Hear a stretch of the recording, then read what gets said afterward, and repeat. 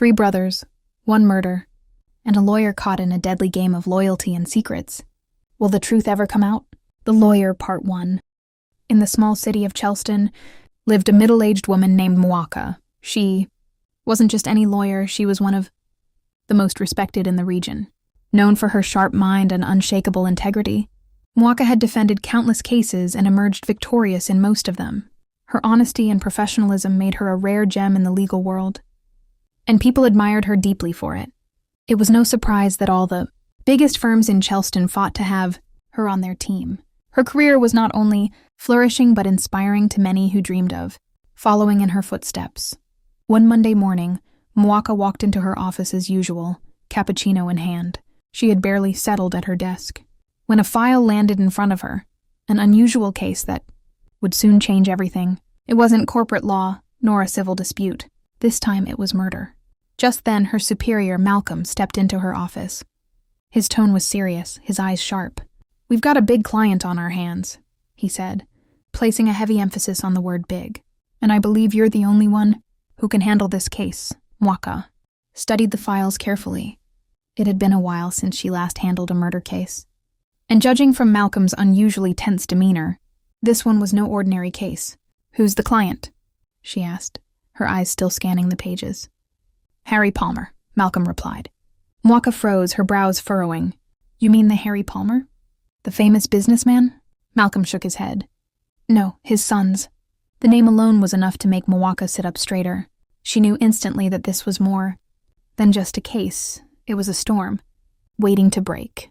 The Palmers were powerful, influential, and deeply entangled in Chelston's affairs. If their name was on a murder file, the entire city would soon be watching. Taking a deep breath, Mwaka closed the file and looked at Malcolm. "I need to see the client," she said firmly. Harry Palmer, a powerful and influential businessman, had 3 sons, Mike, Mwamba, and Malachi. The triplets were inseparable. Since birth, they had done everything together, their bond unbreakable. Life seemed to be going well for them until one fateful night that changed everything. Driving back to their father's mansion, Mwamba, who was behind the wheel, was forced to a sudden stop when a mysterious car swerved in front of them. He honked impatiently, but the vehicle didn't budge.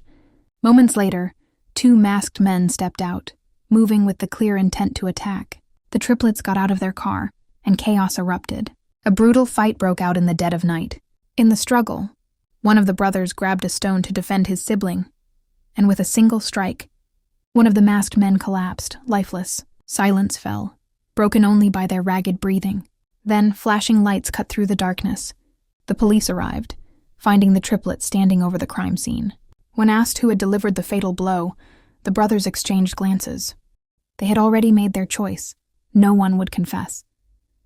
They would protect each other at all costs, even if it meant concealing the truth. When Mwaka stepped into the visitor's room, she froze in surprise. Sitting across the table were the infamous Palmer triplets, Mike, Mwamba, and Malachi. She had heard of them, of course, but never imagined they would all be caught in such a tangled case. She cleared her throat and asked the question every lawyer must. "Which one of you am I defending?" The brothers exchanged silent glances before answering in unison. "All of us." The weight of their reply hit her like a stone. Mwaka's stomach tightened. This wasn't going to be an ordinary defense. It was a puzzle. A storm wrapped in silence. 3 men, identical by birth, bound by loyalty, each refusing to betray the other. Now the burden fell on her shoulders. Somewhere within these walls sat the one who had taken a life. But which of the brothers was guilty? Mwaka realized she wasn't just defending her clients. She was stepping into a dangerous game of secrets, blood, and loyalty. A game where truth itself was her greatest enemy.